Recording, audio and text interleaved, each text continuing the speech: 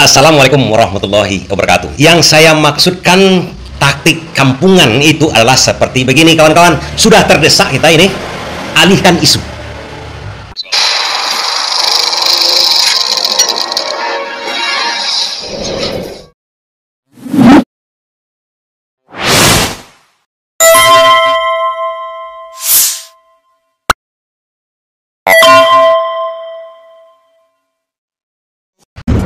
Feeling saya mengatakan ada agenda besar politik dalam tuduhan ijazah palsu maupun pemakzulan. Artinya memang ada orang besar, ada yang backup, ya itu aja. Berkaitan dengan hal itu, ada pertanyaan, kalau memang ijazahnya asli, kenapa tidak ikuti saja prosedur hukum? Kenapa harus lempar isu? Ada agenda besar? Tak perlu kan? Memangnya Rismon ini orang bodoh? Memang di kampung dia hidup, tapi bukan sebodoh yang lain-lain. Yang mau juga digiring opininya, seperti muridnya Pak Jokowi ini, tergiring juga, menyalahkan orang lain, menyalahkan asing, di balik LSM katanya. Begitu LSM mengkritik, dikatakanlah LSM dibiayai oleh asing. Kekuatan-kekuatan asing yang tidak suka Indonesia kuat, tidak suka Indonesia kaya. Ratusan tahun mereka datang, ratusan tahun mereka adu domba kita, sampai sekarang dengan uang mereka membiayai LSM-LSM untuk mengadu domba kita.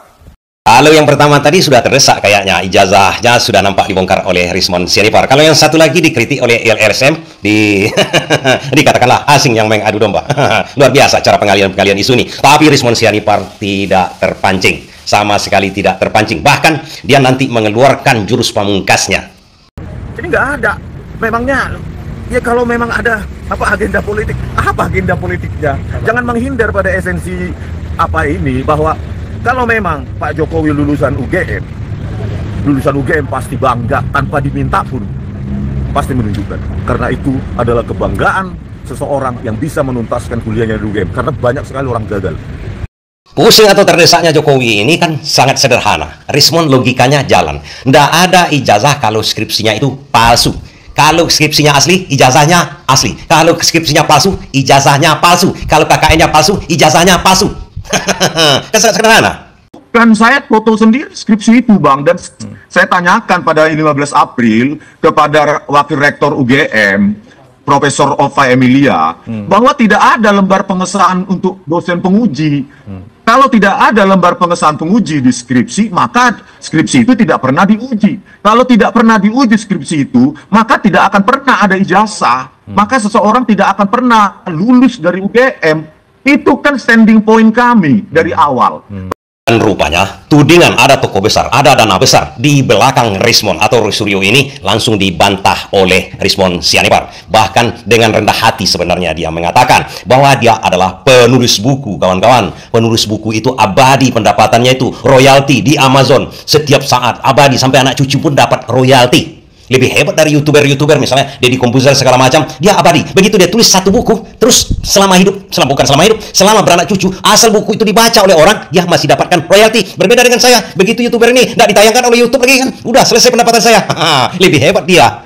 Ini terpaksa dikemukakannya karena dituduh ada dana besar di belakang dia. Ada tokoh besar di balik isu ijazah Jokowi ini. Siapa sebenarnya tokoh besar? Apakah benar hal tersebut?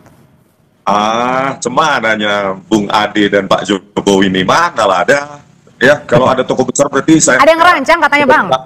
Menerima dana dong. Ya, Rp1 pun saya tidak menerima apapun, kan bisa dicek PPATK atau BIN atau Badan Intelijen yang lain. Itu hal yang gampang. Saya penulis, programmer, penulis buku di Amazon, ratusan buku, nggak ada. Saya memang hidup dari royalti.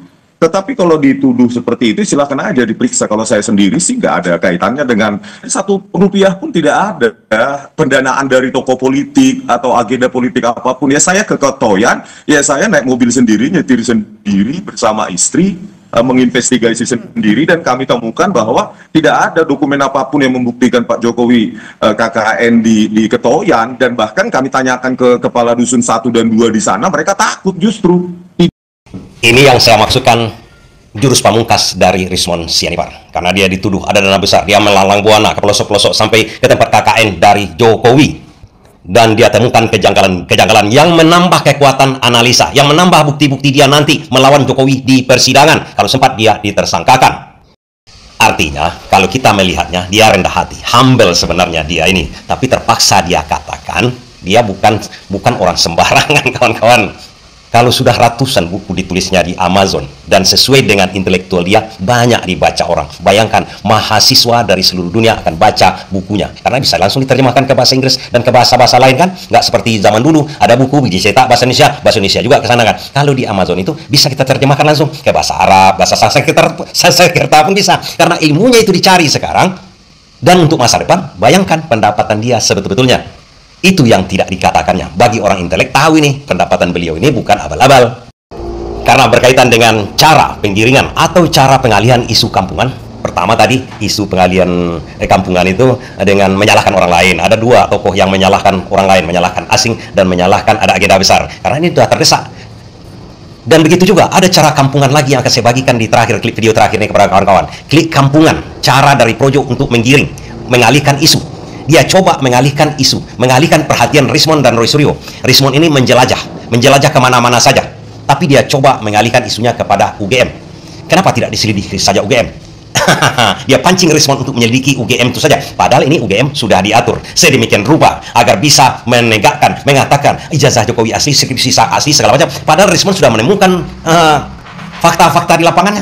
Fakta-fakta di lapangannya bagaimana? KKN-nya, skripsinya itu. Kasmojo, Sofyan Effendi, macam-macam. Sekarang diarahkan, disuruh Rismon itu untuk menyelidiki UGM. Itulah kira-kira. Tapi Rismon tak mau. Kenapa Projo ini mengarahkan ke UGM? Udah pasti, bisa-bisa UGM ini sudah di-setel. Kalau sudah di-setel, masuklah ke Rismon ke sana. Masuklah ke jebakan dari Projo. Tapi nyatanya Rismon bukan politisi atau bukan orang abal-abal, bukan intelek abal-abal. Intinya dia tidak terpancing. Ya, justru bangga bahwa pernah ada masuk. Bang Rismon kenapa enggak nanyain ke itu aja Bang Rismon? Ke Badan Tata Kelola Akademik Kemahasiswaan UGM, tanyain di sana aja, kan di sana jelas tuh, tersimpan database. Ya, kan mahasiswa UGM pasti tahu lah bahwa ada sistem tata kelola kemahasiswaan UGM kan, tata kelola akademik itu. Nah, di situ kan jelas sebenarnya. Terus kemarin saya dapat kabar Bang Rismon ke sana cari sangkatan yang 85 juga, ya kan? Nah, terus terputus tuh pertanyaannya.